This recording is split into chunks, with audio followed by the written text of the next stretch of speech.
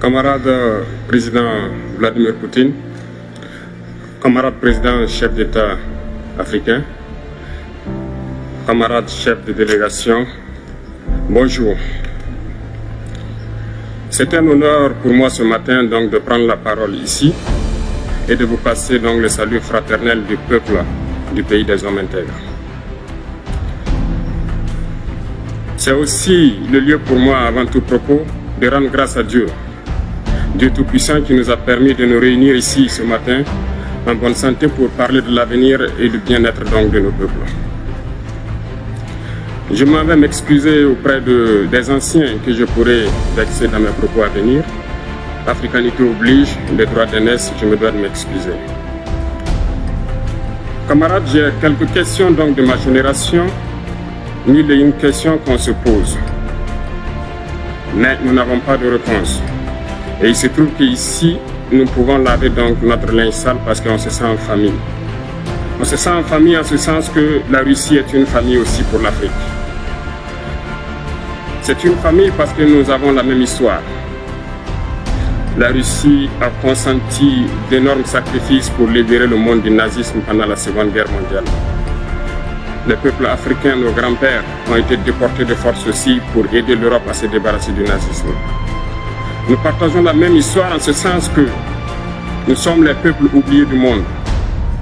Qu'ils soient dans les livres d'histoire, dans les documentaires ou films, on tend donc à balayer le rôle prépondérant qu'a joué la Russie et de l'Afrique dans cette lutte contre le nazisme. Nous sommes ensemble parce que actuellement nous sommes là pour parler de l'avenir de nos peuples, de ce qui va advenir demain, de ce monde libre auquel nous aspirons, de ce monde sans ingérence dans nos affaires internes. Nous avons les mêmes perspectives et je souhaite que ce sommet soit l'occasion donc de pouvoir tisser de très bonnes relations en vue d'un meilleur avenir de nos peuples. Les questions que mes générations se posent sont les suivantes, si je peux me résumer, c'est de ne pas comprendre comment l'Afrique, avec tant de richesses sur notre sol, avec une nature généreuse, de l'eau, du soleil en abondance, l'Afrique est aujourd'hui le continent le plus pauvre. L'Afrique est un continent affamé. Et comment se fait-il que les chefs d'État traversent donc le monde à mendier? Voici des questions que nous nous posons et que nous n'avons pas de réponse jusque-là. Nous avons l'occasion de tisser de nouvelles relations. Et j'espère que ces relations puissent être les meilleures pour donner un meilleur avenir à nos peuples. Ma génération me charge aussi de dire que, par ce fait de pauvreté, ils sont obligés de traverser l'océan pour essayer de rallier l'Europe. Ils meurent dans l'océan. Mais que prochainement, ils n'iront pas traverser parce qu'ils viendront devant nos palais pour chercher leur pitance quotidienne.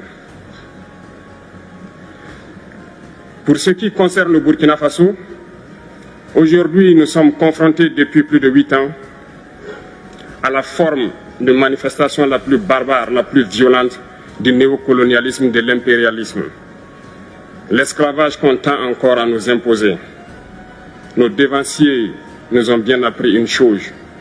L'esclave qui n'est pas capable d'assumer sa révolte ne mérite pas que l'on s'apitoie sur son sort. Nous ne nous apitoyons pas sur nos sorts, on ne demande pas que quelqu'un s'apitoie sur notre sort. Le peuple burkinabé a décidé de lutter contre l'île terroriste en mesure de relancer son développement. Dans cette lutte, des vaillants peuples, des vaillantes populations se sont engagées à prendre les armes face au terrorisme, ceux que nous avons affectueusement appelés les VDP, des volontaires. Nous sommes surpris de voir les impérialistes traiter ces VDP de milices et de tout type. C'est décevant, parce qu'en Europe, lorsque des peuples prennent les armes pour défendre leur patrie, on les traite de patriotes. Nos grands-pères ont été déportés pour sauver l'Europe. Ce n'était pas avec leur consentement, contre leur gré. Et bien au retour, on se rappelle bien qu'à Tiaroy, lorsqu'ils ont voulu revendiquer leurs droits élémentaires, ils ont été massacrés. Cela ne fait rien donc. Lorsque nous, peuple, nous décidons de nous défendre, on nous traite de milices. Mais là n'est pas le problème. Ce qui est le problème, c'est de voir des chefs d'État africains qui n'apportent rien à ces peuples qui se battent, mais qui chantent la même chose que les impérialistes en nous traitant de milices, en nous traitant donc d'hommes qui ne respectent pas les droits de l'homme. De quels droits de l'homme parle-t-on? Nous nous offusquons contre cela et c'est honteux. Il faut que nous, chefs d'État africains, nous arrêtons de nous comporter donc en marionnettes qui dansent à chaque fois que les impérialistes tirent sur les ficelles. Hier, le président Vladimir Poutine a annoncé donc l'envoi de céréales en Afrique. Nous sommes bien contents. Nous lui disons merci pour cela.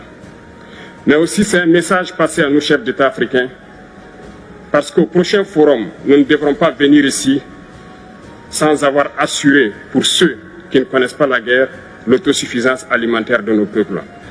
Nous devons prendre l'expérience de ceux qui ont pu déjà atteindre cela en Afrique, tisser de bonnes relations ici et tisser de meilleures relations avec la Fédération de Russie pour pouvoir assouvir les besoins de nos populations.